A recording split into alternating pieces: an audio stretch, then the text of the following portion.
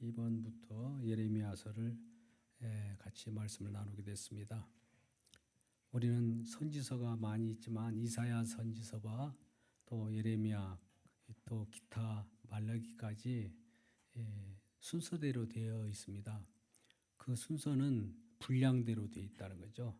그러니까 한 분량을 다 하면 선지서 전체를 다 말라기가 다 하는 것과 마찬가지입니다. 그래서 내용은 거의 비슷하기 때문에, 그러나 예레미야서나 이사야서가 또 중요하기 때문에 오늘 예레미야를 선택했습니다. 잘 오늘부터 진행하는 말씀에 귀 기울이시기 바랍니다. 예레미야 선지자는 별칭이 있어요. 눈물의 선지자란 별칭이 있습니다. 왜냐하면 정말 이스라엘 백성들 자기 동족에게 말할 수 없는 그런 선고를 하거든요. 특히 이 남유다의 선지자였는데 남유다가 망하리라는 것을 선포했어요. 자기 말이 아니거든요. 여호와께서 망한다는 것을 예언하라고 했거든요. 그 입에. 그래서 그 말을 정말 여러 번 이 유다가 망한다 백성들이 하니까 백성들이 도할 리가 없잖아요.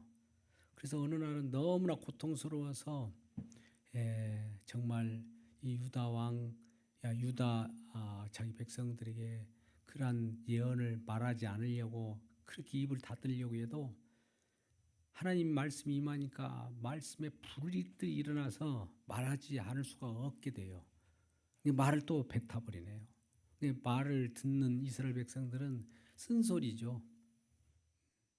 유다 백성들 여러분들은 곧 있으면 여러분들은 포로로 끌려갑니다.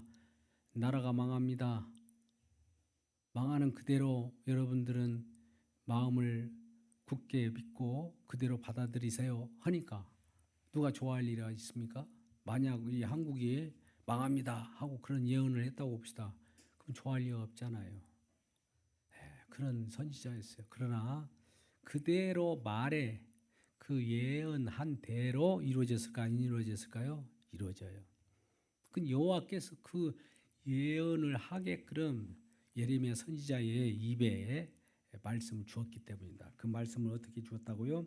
오늘 본문 말씀 9절 말씀으로 제목으로 그렇게 정했는데요.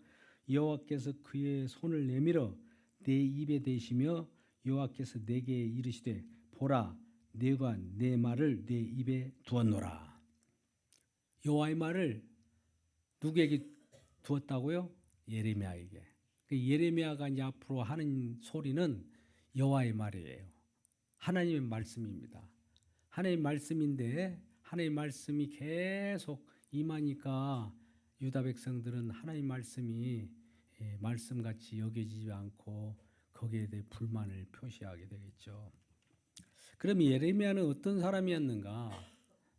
그 예레미야의 처음 출신을 한번 생각해 보도록 하죠. 1절에 보니까 베냐민 땅 아나도스의 제사장 중 힐기야의 아들 예레미야의 말이니라. 베냐민 땅이라고 있어요.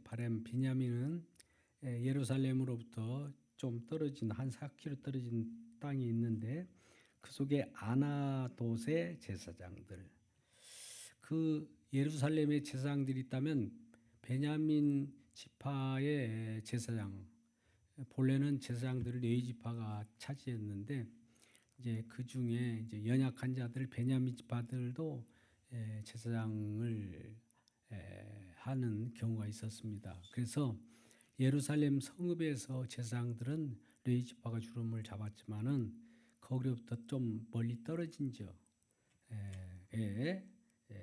제사장이 있었습니다. 그 제사장들은 본류가 아니라 비류, 좀 그 속에 속하는 거죠.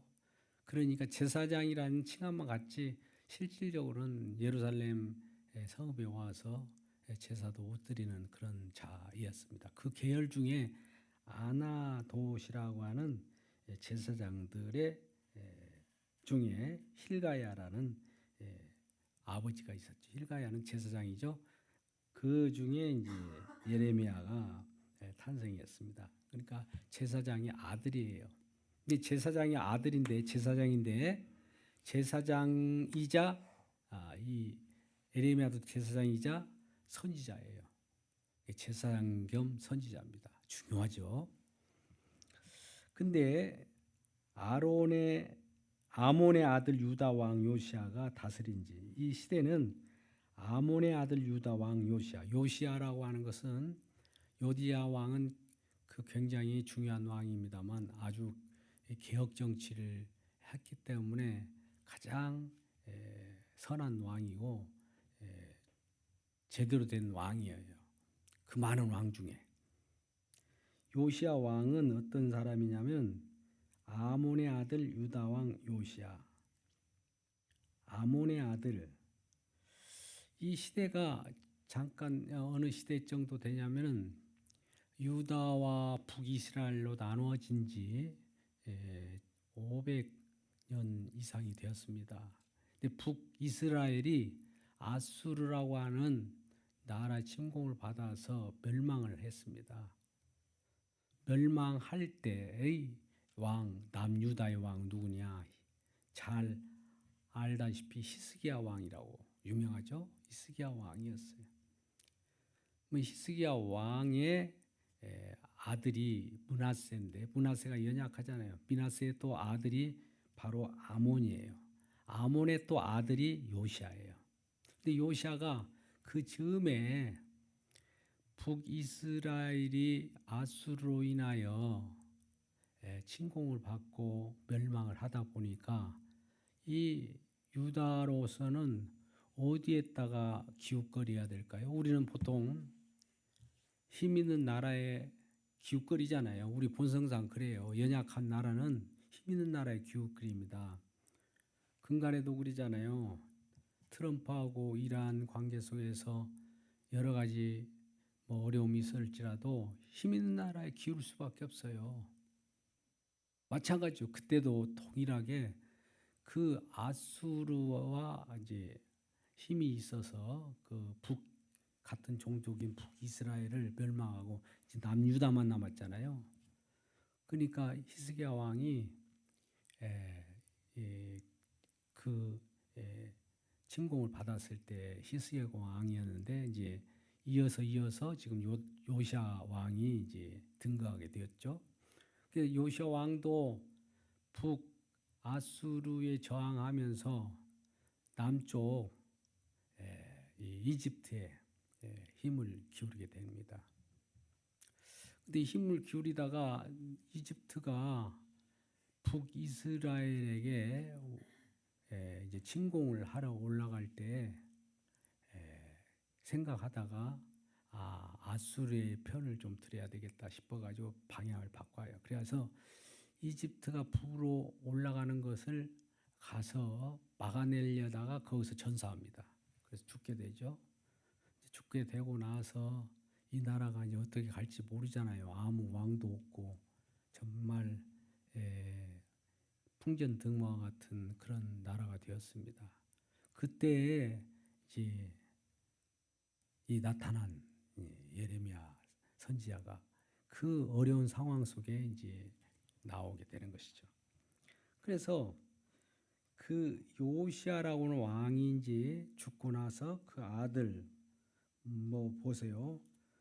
시드기야까지 그 아들 요시아 아들 이 연약한 여호와김 시대부터 시드기야는 어떻습니까? 나중에 이제 남유다까지도 멸망하죠. 아까 아수르의 북이스라엘이 멸망해가지고 히스기야 왕 시대에 남유다 왕이 히스기야인데 그 시대부터 요시아 왕을 지나서 이제 시드기야 왕까지 나온단 말이죠. 시드기야 왕 140년 그러니까 북이스라엘이 멸망하고 한 140년 후에 남유다도 멸망해요. 140년 후에. 그럼 남유다가 멸망할 때의 왕이 누구냐? 시드기야예요. 시드기야는 나중에 끌려갔대. 그 아들들과 함께 끌려갔는데 이 자도 눈이 뽑혀서 또 뽑히고 그 정말 아주 초라한 모습으로 그 바벨론이라고 하는 나라에 끌려갑니다. 그러니까 북이스라엘은 아수르란데에 멸망당하고 남유다는 바벨론에 멸망한 거예요. 근데 이러한 내용을 미리 그 시대까지 아까 뭐라고 그래요? 여기에 지금 예레미야가 언제부터 지금 예언을 했느냐? 요시아의 아들 유다 왕 여호와김 때부터 시드기야 왕까지 여호와김 때부터 방금 이 요시아가 전쟁에 가서 죽었잖아요. 그죠? 그 죽었을 때부터 이제 남유다가 멸망할 때까지 그 어려운 시대에 그런 나라에 그런 어떻게 보면 정말 희망의 메시지가 아니라 절망의 메시지 같이 이 나라는 멸망한다. 바벨론으로 끌려간다. 이런 걸 예언한 거예요. 그게 지금 예레미야의 말이 아니라 여호와의 말씀이란 말이죠. 어떤 민족들이 그 말을 듣겠습니까? 멸망한다고 하면 좋아할 일이 없고 우리도 살 수 있다라고 끝까지 여기고 그러지. 아 그렇군요 하고 회개하고 돌아오는 것이 아니라 끝까지 옳다라는 거예요. 그러면 왜 이 나라가 예레미야를 통해서 여호와 하나님이 그와 같은 예언을 하게 했을까요? 여호와의 말씀이 16절 말씀 보세요. 무리가 나를 버리고 다른 신들에게 분향하며 자기 손으로 만든 것들에 절하였은즉 내가 나의 심판을 그들에게 선고하여 그들의 모든 죄악을 징계하리라. 지금 이스라엘 백성들이 무슨 일을 했냐면은 여호와를 버리고 다른 신들에게 분향했대요. 분향한다는 거 뭡니까? 자기 몸을 이렇게 바쳐서 어떻게 보면 분향 자기 마음을 전신을 바쳐 선실하면서 그렇게 열심으로 다른 신에게 분향한 거죠. 또 자기 손으로 만든 것들에 전하였으니 자기 손으로 만든 것은 우상이잖아요. 자기 손으로 뭐 만들어서 무슨 큰 여기서 무엇이 나옵니까? 근데 거기에 절하였고 자기가 만들었어요. 자기 욕구, 자기 생각, 자기가 원하는 것들, 큰 뭐 자기의 번영을 원하는 그런 것들을 이렇게 자기 욕망을 거기다 투영해서 거기다 절하는 거예요. 그랬은즉 내가 나의 심판을 내가 여호와께서 말씀하시기를 내 심판을 그들에게 선고하여 그들의 모든 죄악을 징계한다. 징계. 악이 번성하면 그들을 그대로 잘한다고 계속 부추겨 두는 것이 좋을까요? 그걸 징계해야 되겠죠. 여호와 하나님께서 참다 징계하게 되는 거예요.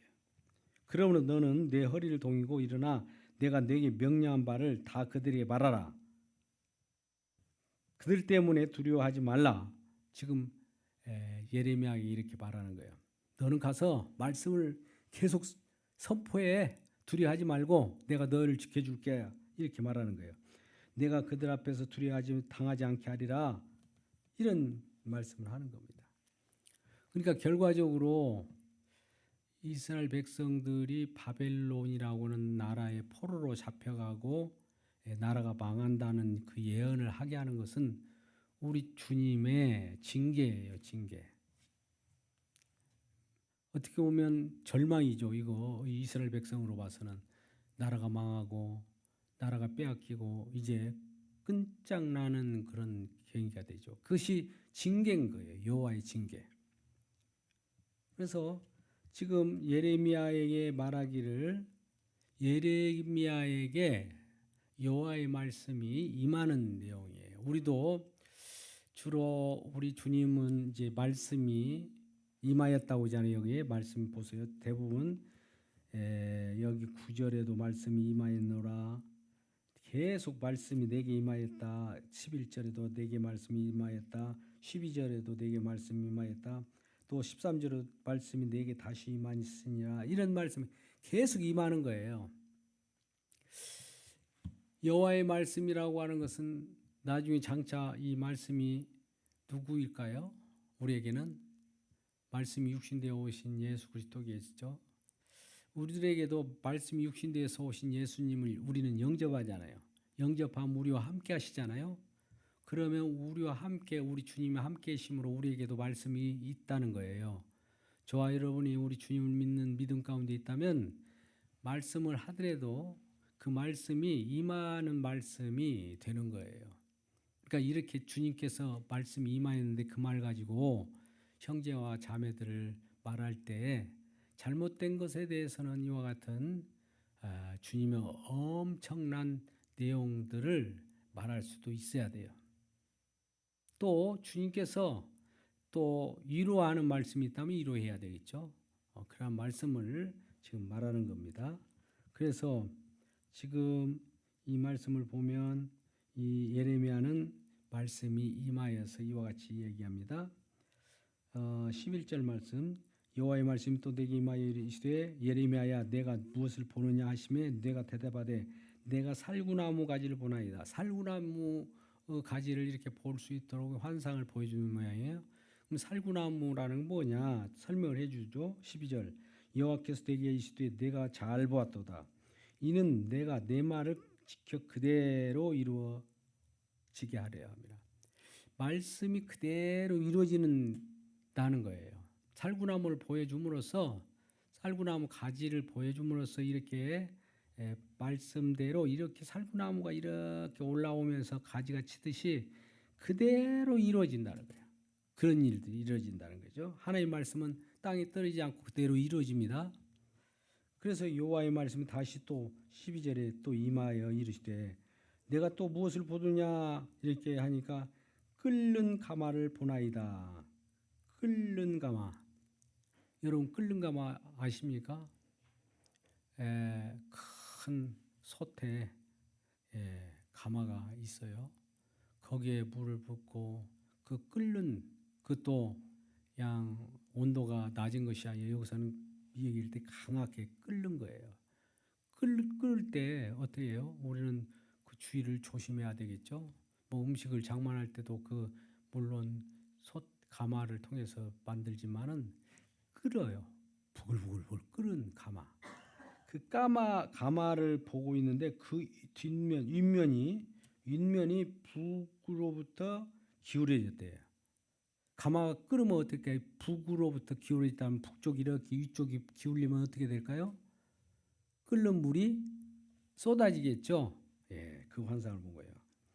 이거 뭐냐? 여호와께서 내게 이르시되 재앙이 북방에서 일어나 이 땅의 모든 주민들에게 부어지리라.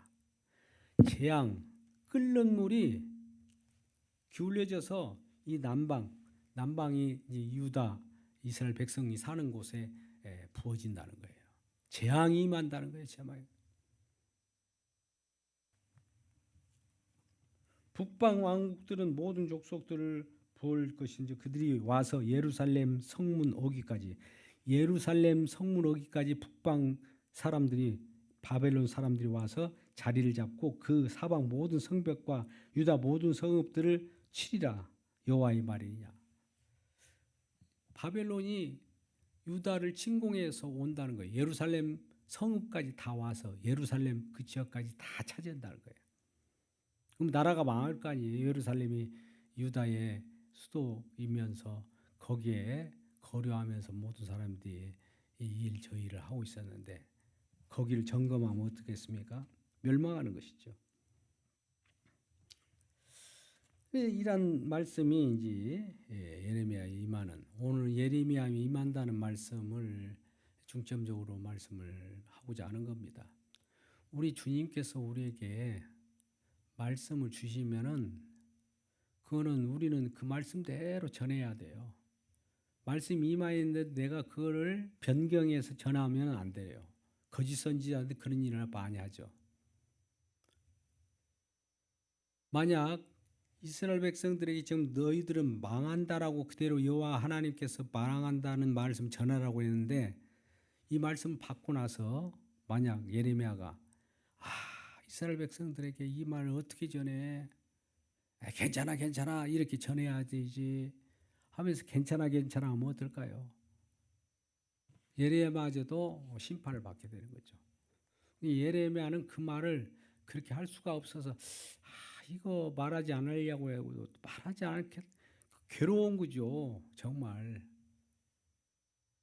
그래서 오늘날 설교자들이나 복음 전하는 자들도 말씀을 제대로 전하려고 하면은 성도들이 정말 약해가지고 이 말씀을 전하면 성도들이 상처받을까 싶고 또 감당하지 못하기 때문에 말씀을 전하지 못하는 경우도 있지 않겠어요? 그렇죠? 그러지 않겠습니까? 그러니까 거기에 그 말씀을 확 왜곡해갖고 괜찮아요. 북방 이방 땅이 쳐들어들어도 염려 없어요. 걱정하지 마세요. 뭐 하나님 말씀을 제대로 전하지 않고 이렇게 변개해 버린다면 이때는 물론 그렇다고 해서 그 일이 안 이루어집니까? 북방 왕들이 북방이 쳐들어오지 않는 것도 아니고 그대로 쳐들어와야 되고 준비도 되지 않는 상황에서도 쳐들어오게 되죠. 그러니까 미리 이 징계를 받는다는 것을 알려줘야 되는데 이게 징계라는 거 알려주면은 우리가 다른 회개할 어떤 겨를이 있을 거 아니에요. 근데 회개도 못한데도 불구하고 그대로 멸망하면 어떨까 생각했습니까? 회개할 수 있는 기회를 주는 거예요. 그래서 여호와의 말씀이 이만큼 예레미야에게 임할 때 아주 중요합니다. 예레미야는 또 다시 앞쪽으로 와서 5절 4절 말씀이 여호와의 말씀이 내게 임하여 이르시되 내가 너를 모태에 짓기 전에 이미 알았고 내게 배에서 나오기 전에 너를 성별하였고 내가 너를 여러 선지자로 세웠도다. 이제 예레미야를 선지자로 세울 때는 네가 태어날 때부터 나는 너를 알았다는 거예요. 우리 주님께서는 우리가 태어나야 그때서야 태어나고 보니까 이놈 쓸만하다 이렇게 쓰는 것이 아니라 미리 태어나기 전에 다 작정을 합니다. 태어나기도 전에 우리 주님은 과거와 현재와 미래를 다 보셔요. 우리는 이 태어나고 나서 그 상황, 현재 상황을 보지만은 우리 주님은 태어나기 전에 과거도 보는 거예요. 우리 주님은 과거와 미래와 현재를 다 보는 겁니다. 우리 주님은 그와 같은 분이에요. 창세 전의 내용까지 다 우리 주님 계셨기 때문에 다 보고 계셔요. 현재도 보고 계시고 장차 일어날 일을 다 보는 분이에요. 그 말을 하시는 겁니다. 그리고 6절에 내가 이르되 슬프도소이다. 정말 나는 갑자기 이렇게 선지자로 낙점을 찍고 나니까 아이고 그때는 하나님 말씀 선지자로 이렇게 택함을 받으면 이제 주님께 성별한 자이기 때문에 하나님 이끌림 받을 때는 누구라도 고통 속에 있는 자라는 걸 알게 돼요. 그러니까 아이고 나를 뽑았군요. 하필 왜 나예요? 이렇게 이제 말하면서 슬프도소이다 이런 거예요. 주하여 보소서 나는 아이라 정말 말할 줄 못하이나 말도 못해요 하면서 이렇게 자기 자신의 처지를 얘기하는데 여호와께서 내게 이르시되 너는 아이라 말하지 말라. 왜 그러냐면 우리 입장에서는 아이지만은 주님의 입장에선 주님의 말씀을 그대로 대언하기 때문에 말씀이 임하면 말씀의 파워가 전하여지기 때문에 아이라 할 필요도 없어요. 연약한 자를 하나님께서 들었습니다. 아주 미천한 자가 있다 할지라도 하나님 말씀이 그에게 임하면 그 미천한 자를 통해서 하나님 말씀이 전해질까요? 안 들어질까요? 전해져요. 오늘날 많은 사람들이 그래요. 충출하고 인물이 괜찮고 뛰어나고 영호걸 같은 사람들이 하나님이 임하여 말씀을 전하면 대단하다. 그 말씀이 그분에게 임하여서 우리에게 전하는 거 보니까 말씀이 진짜일 거야. 이렇게 느낄 거예요. 그러나 우리 주님은 이상하게도 아주 보이지 않고 연약하고 사람들이 조롱하는 자를 세워가지고 그 하나님 말씀을 줍니다. 그러니까 오늘날 목회자나 설교자나 이런 사람들로 뽑힌 자들은 어떻게 보면 세상 속에서 연약한 자예요. 버림받은 자일 수도 있어요. 세상이 그를 내버려 두지 않고 너는 너 나라에 가 하면서 던져버리는 그러한 사람들이에요. 이게 처음에 나타나는 현상들이 괴롭고 외롭고 이 예레미야 선지자처럼 그런 거예요. 연약한 거예요. 아주 사람들 때 저런 사람인데 저 사람들이 목사가 됐어? 이런 시기 조롱을 받는 사람이 쉬워요. 근데 저 사람은 목사로 처음부터 이렇게 보니까 목사같이 생겼어. 이런 사람들은 아마 여기 말씀에 비하면 별로 그런 사람을 목사라고 하지 않을 것 같아요. 그러니까 전혀 저놈이 목사였어? 이렇게 느낄 정도 돼야 그런 예레미야와 같은 그런 자이죠. 그래도 말씀이 임하면 말씀이 그대로 전해지는 것이지, 말씀이 중요한 것이지, 그 사람이 저런 도구가 왜 연약한 자를 저렇게 도구로 삼았을까, 이런 것은 큰 의미가 없는 겁니다. 우리가 그래서 말씀이 임한다는 것이 굉장히 중요한 거예요. 누구라도 말씀이 임해요. 말씀이 임한다는 것은 우리 주님이 저와 여러분이 예수 그리스도를 믿는 사람은 누구라도 동일한 거예요. 나한테도 말씀이 임하였고 형제 말씀이 임하였고 자매도 말씀이 임하였고 그러니까 말씀이 임한 자들이에요.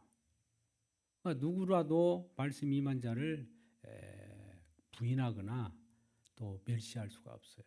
그 말씀 때문에 그런 거예요. 우리 주님이 우리 안에 있기 때문에 주님 때문에 우리를 멸시 못하는 것이지, 주님이 없다면 멸시를 당할 수가 있죠. 똑같은 주님을 모시고 사는 사람들이기 때문에 주님 때문에 멸시할 수가 없고, 주님 때문에 서로를 존경하고 주님 때문에 예수 그리스도를 믿는 사람들을 서로 사랑하게 되는 거 아니겠습니까? 너는 그들 때문에 두려워하지 말라. 이 말씀을 왜 이렇게 자꾸 두려워하지 말라고 할까요? 예레미야에게 너는 두려워하지 말라는 거예요. 말씀을 증거할 때에 여러 가지 어려움이 있다는 거죠. 말을 하게 되면 여호와의 말씀을 전하는데 이스라엘 백성들이 여호와의 말씀으로 받아들입니까? 저놈 봐라죠. 예레미야 말로 들었다면 예레미야를 정말 돌로 쳐서 죽이려고 하죠. 신약 때도 그렇게 나왔잖아요. 스데반 집사가 말씀을 증언할 때 하나님 말씀 그대로 말씀대로 임한대로 그대로 전하니까 바리새인과 서기관들이 참다 못해 이를 막 득득 깔고 심지어 사도 바울도 그 스데반 죽이는데 처음에 앞장섰어요. 사도 바울이 예수님을 만나기 전이니까. 그래서 저놈 입 좀 다물라고 입 좀 다물라는 그 입 좀 다물라는 거예요. 그리고 또 베드로가 설교할 때 있어요. 베드로 설교 내용이 사도행전 3장에 나옵니다만, 설교하고 또 많은 사람들이 주 예수의 이름으로 구원을 받는 자니까 예수 이름, 정말 예수 이름 말하지 말라고. 정말 지겹다. 예수 이름 좀 그만 말해라. 오늘날도 그러잖아요. 예수 얘기 말고 우리 술 먹는 얘기합니다. 그 얘기 어떤 사람이 그래요. 나도 이렇게 경험했습니다만, 뭐 친구들 만나서 어쩔 수 없이 다들 뭐 밥도 식사도 하고 뭐 같이 하는데 그들은 술을 먹어요. 그래서 이제 어쩌다가 이제 뭐 목사님 되셨다면서요 하면서 이제 얘기하다 보니 그래요. 어떤 놈이 하는 말이 술맛 떨어지게 예수 말을 그래 하지 말라. 바로 그런 거예요. 그들도 알아요. 그게 말이 싫은 거예요. 그러니까 주님은 이같이 이 땅에 올 때는 멸시를 받아요. 세상 사람들한테. 근데 그 말은 그대로 이루어져요. 멸시를 받더라도 그 연약함 속에서 정말 그 말씀이 우리를 살리는 말씀이고, 진정한 우리가 회개를 하고 돌아온다면 이 사람은 완전히 구원받은 백성으로서 하나님께서 그 말씀 가운데 파워를 줬기 때문에 어떠한 일이 조롱받을지라도 가서 두려워하지 말라는 거예요. 오늘 말씀의 내용을 간단하게 생각을 해보면 이 예레미야 선지자는 제사장의 계열로 태어났고 제사장 중에서도 이제 선지자로 제사장임과 동시에 선지자입니다. 이 선지자로서 말씀을 하나님께서 그 말씀을 그에게 대해서 그에게 말씀을 집어넣는 거예요. 하나님이 말씀을 집어넣어 줬어요. 그러니까 말씀을 가지고 가다가 이제 말씀을 막 전하죠. 말씀을 전합니다. 그 말씀은 어느 때까지? 유다가 멸망할 때까지 전해요. 멸망하라고 전하는 건 아니지만 멸망할 때 전한다고요. 멸망할 때 전할 때 이 멸망하면 이스라엘 백성은 얼마나 곤욕 속에 있습니까? 나라가 멸망하는데 지금도 힘들어 죽겠는데 그런 멸망한다는 말을 하면 좋겠어요. 근데 현실은 현실이니까 그대로 전하게 되고 결과적으로 유다가 멸망하고 포로로 잡혀가죠. 포로로 잡혀간다는 것은 그 땅에 사는 사람들을 이제 다른 나라로 끌려가서 그 나라를 어떻게 한다고요? 새 건축하는 거예요. 너무 오염돼 있어요. 그 나라의 백성이 천국이라고 생각해보세요. 천국이라는 나라를 형성하려고 하는데 그 약속의 땅에 사람들이 살아가는데 너무 오염되었어요. 죄악으로. 오염되었으면 그 오염된 것을 뽑아서 여기 말씀 보니까 여기 뽑는 내용이 나옵니다만 뽑아서 다른 나라로 데려가면 그 나라의 땅이 귀경돼요. 우리가 귀경될 수가 있잖아요. 땅을 좀 묵혀두는 거죠. 계속 그들이 죄악으로 물들어 있었기 때문에 그들을 뽑아가지고 다른 나라로 보내버리면 그 땅이 비워져요. 비워진 땅은 이제 비워졌을 때 그 땅을 정화시킨다든지 깨끗하게 한 다음에 그런 다음에 이제 망하고 이제 70년 만에 또 돌아오게 한다는 예언을 해요. 망한 다음에 돌아온다는 예언을 그 다음에 합니다. 이제 다 회개하고 돌아오겠죠. 그런 내용이 오늘 말씀의 내용입니다. 그러니까 우리들에도 말씀이 항상 임하였다고 생각하세요. 믿는 사람들에게는 말씀이 있으니까. 말씀 가운데 한번 선포해 보세요. 이런 사람한테 선포해 보시고 주저하지 마시고 또 주저하다면 또 여기저기 말씀을 선포하다가 조롱을 당하면 두려워하지 마십시오. 그러잖아요. 여기서도 두려워하지 마십시오. 그대로 선포하시면 됩니다. 조롱당하더라도 그 조롱당하는 모습이 실제로는 하나님께서는 영광이에요. 그 모습은. 그 모습 우리는 쪽팔리고 아이고 내가 이런 자리에서 이런 상황에서 이 말을 해가지고 괜히 분위기를 흐트러뜨렸네. 아니에요. 그 상황을 주님께서 번연히 보는 거예요. 보고 주님께 영광이구나. 그 모습이 영광인 거예요. 우리가 그러한 상황을 알고 어디서나 말씀이 내게 임하였습니다. 우리가 말씀을 같이 받고 같이 지금 나누고 있을 때 말씀이 임하였잖아요. 이 말씀을 이제 우리 주님의 말씀이 내게 임하였으므로 주님의 말씀이 이루어지는 내용이 어디서 이루어집니까? 궁극적으로 말씀은 십자가에서 다 이루어져요. 예언의 말씀이 모든 말씀이 다 이루어집니다. 모든 말씀이 다 이루어지는 그 내용을 이제 다 이루어졌다는 것은 뭡니까? 말씀이 살아서 역사하셔서 어떤 뜻을 하나님 뜻을 이룬 거예요. 그 뜻은 뭐 있습니까? 궁극적으로 우리에게는 진정한 주어지는 우리 주 예수 그리스도를 통하여 우리에게 영생과 구원과 영광과 하나님 나라와 모든 것들 다 주어진 거예요. 믿음도 다 이루신 상태에서 믿음이 우리에게 옵니다. 그 믿음 가지고 우리는 어떻게 살아갑니까? 우리 주님이 주시는 믿음은 영원하기 때문에 영생을 가지고 살아가게 되는 거예요. 그러니까 우리 주님을 바라보면서 우리가 이 땅에 살아갈 때 주님 속에 모든 것이 들어있어요. 여러분 이런 생각을 할 거예요. 주님을 지나가지고 어떤 거를 이렇게 생각할 수가 있어요. 그러면 그건 주님이 진정 우리의 주님이 아니라 수단이 될 수, 우상이 되는 방법은 뭐냐면은 주님을 이용해서 하나님 나라를 생각하면 안 돼요. 우리는 먼저 하나님 나라를 생각하잖아요. 나 하나님 나라 가고 싶어 이런 생각. 그래? 그러면 주님을 믿어. 그럼 하나님 나라에 갈 거야. 그러면 이거 수단이 되는 거예요. 예? 근데 우리는 주님만 믿으면 주님이면 끝난 거예요. 주님 속에 하나님 나라 그 속에 있어요. 근데 주님 밖에 어떤 걸 구상하면서 저쪽 가기 위해서 주님은 중간 다리, 예? 중간 다리로 여기면서 저기를 바라보면 이게 우상이라고요.